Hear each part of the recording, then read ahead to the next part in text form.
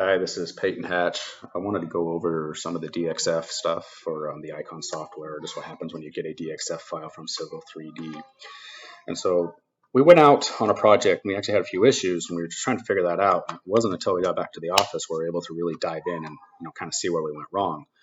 So let me import. Let's create a new project. And so I'm just gonna create a new project.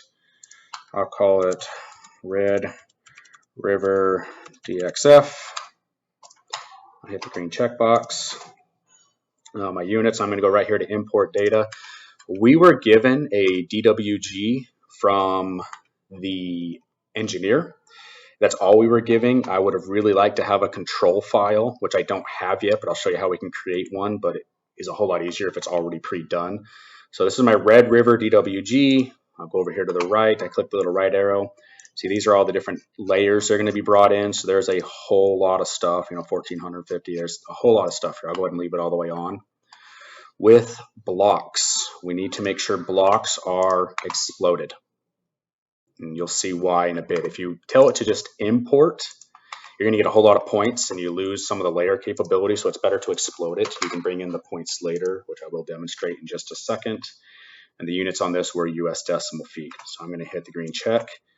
And I'm going to go ahead and import this in. And as you can see, it's going to bring in a lot of stuff. So just press OK. So that's why it usually is better to have layers and stuff cleaned up ahead of time. Get rid of a lot of the annotations, get a lot of the text message texting. Just only give what is needed and a control file completely separate. So now let's go here to my checks. This is so I can view the whole drawing and I can make measurements and see what's going on. So if I go here to checks, you see this DWG has a whole lot of nonsense in it. I don't know what was going on here, but like we got this drawing up here that has a surface file, which is great. So that tells me, hey, this is the one that I should be using. The fact that I actually have a surface and contours. Now, if I go here to my layer manager in the bottom right, I can see all the different layers. And see, I can toggle on and off the points for everything, which is great. That's why I told it to explode everything, or else points would have been automatically imported. I'm going to scroll down here and I'm going to turn off the tin surfaces. There we go. And I'm going to turn off the contours as well, just so it looks a little cleaner. Contours and contours go away. Perfect. Green check mark. All right, but even from here, I had a really hard time trying to figure out, what everything was. I mean, there is a whole lot of jumbled mess right here in this DWG file. And I honestly had a hard time making heads or tail of any of it to figure out, what were the control points. But if I scrolled over here, like all this stuff, this 121, 220, like this should not even be in this drawing. This should have been a completely separate drawing exported out of only what we wanted. And so now if I go right here, this one actually looks pretty nice. I like this drawing. It's clean, it's simple, looks to be exactly what I wanted. And if I go and I turn on my points, you can see it creates points on all the corners. So now I can do some checks here. Let's just take a look at, so we'll go from here. Let me zoom in a little ways. Make sure we get the corner piece to this one. So we want that one right there. Zoom out a little ways to here, to here, to here. And then we'll close it back up again. We'll go back to the beginning to there. Nope, that didn't look right. But you can see 86. So I think it's supposed to be 106.08. There must have been 2 points there. One at elevation, one at the correct elevation, one not. But either way, so 86.93. We had a real hard time trying to find these points up in that other drawing. It was so convoluted. And then right here, we've got 237.91. So let's remember this distance right here, 237.91, and then it was 200.83 right there. So 237.91, 200.83. So let's clear this out. Let's just go home. So we didn't know what to do, but we could find all 4 corners. We just didn't know what they were on the actual file we got. So we went out there and we just created a random drawing, and we essentially set up and we shot around this thing. And so let's just do our check. So from here to here, so 237.8, pretty close. It was 237.93. To here, 200.78. It was 200.88. So I know that's starting to get correct. And I say 136.08. That was closer. So there's 2 shots underneath number 1 on that DWG, which I can't explain. So we do know that we found all the property corners because these are the measurements. We went out and just randomly shot them. But of course, they were on our own coordinates. So let's load up that DXF again and show what we need to do. So let's just go in here to stakeout. See, we have too much here.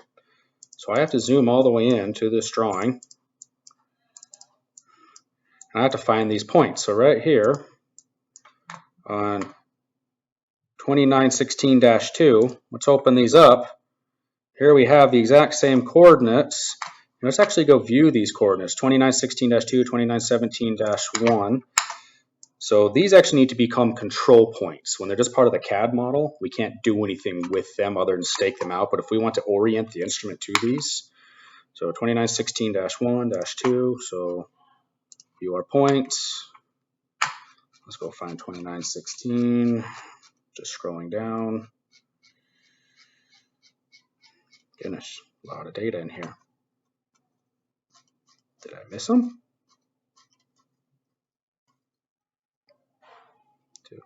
Wow, I don't even see them.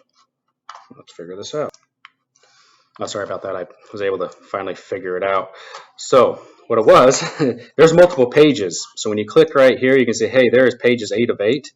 And so I had to go all the way to page number 8 because, if I went to page number 5, I got the list of points that were on page 5. And it wasn't the right one. So I had to go to page 8, very last one, go figure. So it took me a minute. And it was 2916-1 and 2916-2. Now there are different elevations here. So wait, different eastings here. 2916-1, 2916-2. I don't know. Well, let's just go figure out the actual one we wanted again. So 2916-2. Okay. That's definitely the one we want. I'm going to try and hold it down. We'll just zoom in here, see if we see a few more. Okay, can't zoom anymore. So 2916-2. So we'll go right here. And we'll make sure we are in page 8 of 8. We are. So 2916-2. Right here. It's 2916-2. We have northing, easting. There's no heights. Looks like it was at elevation 0. I would have preferred elevations. But we have to create these as control points. So at this point, take it highlighted. I can click here. Let's just remember, 47.97. I can click my toolbox and hit new. It remembered it. And I can hit create as control point. Perfect. Now that is a control point. So now if I go back here to my map, I have just go here, let's go here to checks. I now have a triangle on this point. This point now shows up as control.